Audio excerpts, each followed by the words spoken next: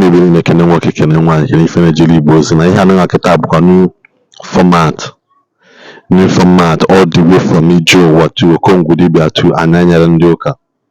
Kwakuna format hachoji wezu Ndi Igbo shinoba maka na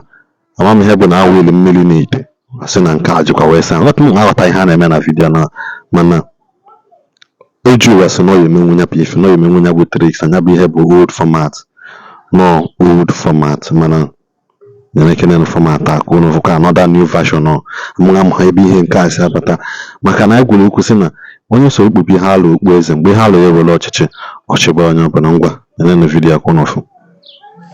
ọneze ndị Igbo ndewonu ka o chiri ya zere biko ozi a na-agara a na-enyere ndị ụka inweta ozi a taa gị a na-enyere ndị ụka ya na Okongwu Dibia ibidokwa ọzọ maka odo manya na ya new video wọzụrụ video mara n'ụbọchị amụrụ dike na ọkwa isi n'ike adịrọ mgbe nene evidence Okongwu Dibia mana okwetego ndị jụrụ ajụ ekwetego nene evidence ụnụ gwa m ihe na-eme na ike dị n'aha Jizọs ebe onye jedobere ka ọnwa dobere ọmụ gwara ya cannot know all and the miracle will retire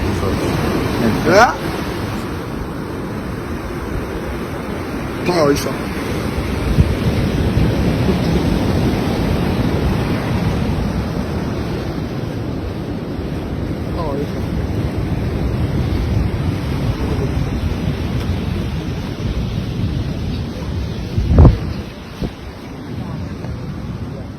So,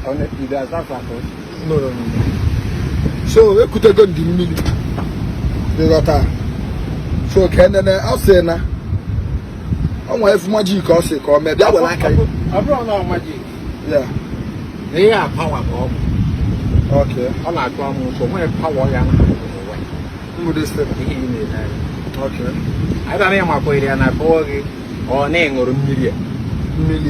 a ọ na-iwere mmiri a na-efesa ebe ị na-azụ ahịa okay amụsụ ahụ amụbeghị ofụma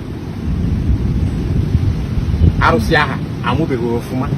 na mmadụ tụrụ na arụsị kịta ị chọghị ịnwụ bịa ṅụọ mmiri ọkpa dị arụsị kama egbu ogbu onye na-efe oke esi na atụ mmiri na-efe anyị eji nwaanyị sapụ mmiri yes okay njiri aka ntị mee na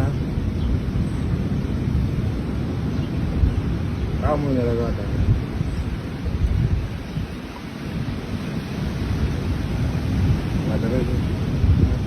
give me that bro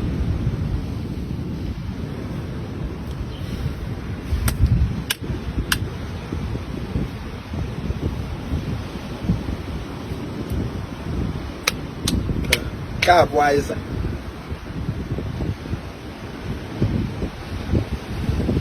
tinye n'ime mana ị gadịrị eti ya mgbe a ji agba ihe mmiri ka afụkwa mana onye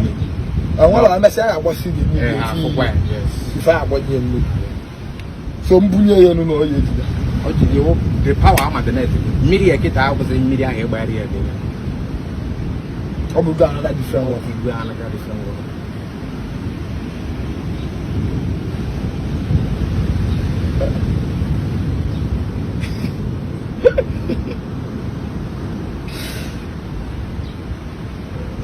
ewe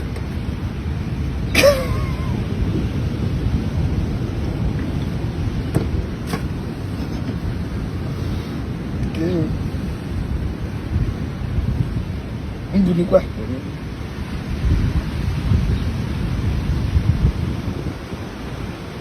nada zona n'aka gị ọzọ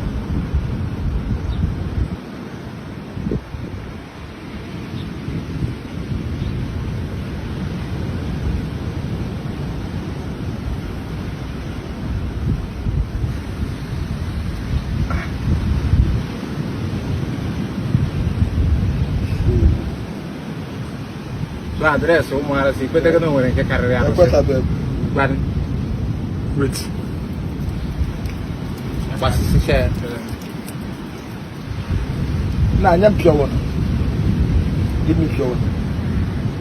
water na wetara pure water pure water bring bottle water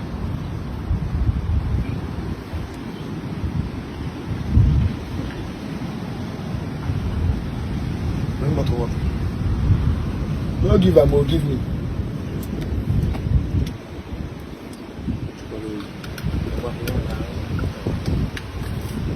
We got power. Ka mmiri bụ isi. Ka mmiri bụ. Gị nwa na-arụ ọgwụ.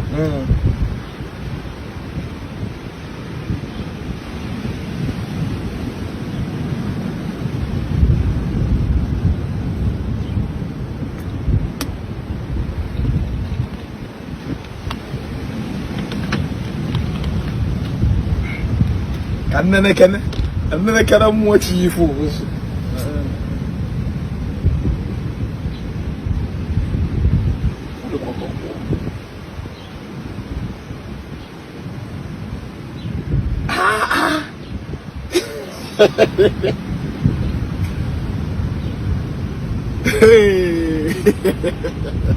Even ito like. Hey. Okay, otu ọ dị na mmiri dị n'ime nwayọ nwere ife dị ka amoji Ma arụsị onwe ha arụsị nọ n'ụwa ya emewe ihe ata ma ọ bọwasị na mmiri ọtọfụ ebuzie na onye atụ na alụsị na aka ya adịghị ọcha o wee nwa mmiri karịsịa aka ya adịghị ọcha ọ dị mma okay mana mmadụ ji ọgwụ ka ị nyara gị isi yes na eme nke enyi ụmụ abịa na famili enwere amụrụ nwaanyị ọtụtụ a na-eme na nwa onye agha aga n'iru ya kpatara onye a mmiri ahụ ga-ekwete na enwere mmiri na-egbu arụsị kọọ ya arụsị kọọ ọgwụ ọbụla ọ sọrọ gị kọọ ya bute arụsị ọbụla i butere ifụwakwa mmiri afụkwa arụsị afụ ya na mmiri ọ bụrụ na geeti onye kere ugwu nso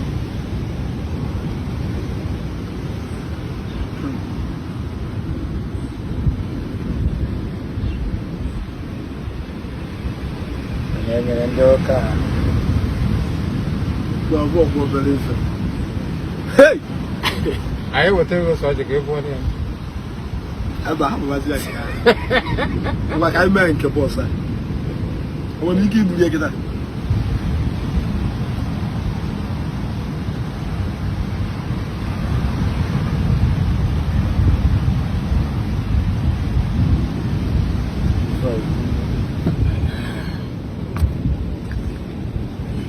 oge a na-adịkwa ka o si adị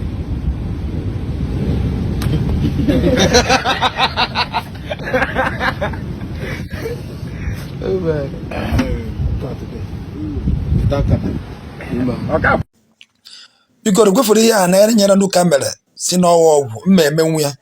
ka na menwezi taịmụ ọ dị rọbish ha na-eme ihe fọsụ n'ọgwụ mma emenwu ya kama enwe m taịm ije were ego m jegote ihe a n'afịa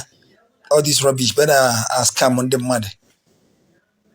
nwanyị mgbe ahụ Okongwu Dibia weniri ya elu waya ojida ebe ọwa ọgwụ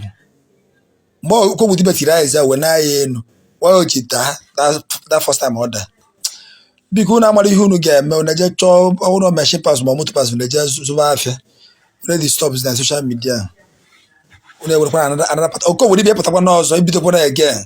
Okongwu Dibia ibidokwa n'ọzọ ekene m igbe niile kene nwoke na nwa biko n'isi na-enecha vidio ama m na vidio anwa dị gị mma ọ dịkwana gị mma watch your sharing ishi ya no ọ bụkwa na ọ dị gị mma watch you subscribe na this channel ịchọzie na ji nso nso ka ị na-enweta ịnọlụ nso nso mgbe ọ bụla post vidio ọbụla ya adịghị mma ka ya like ị na-subscribe cha egbe da notification bell nke bụ da bell icon ya dịka ngere dị n'akụkụ egbe ya iti ha na vidio ọgbọ ọbụla efi ya na fonu gị ọbata ka alert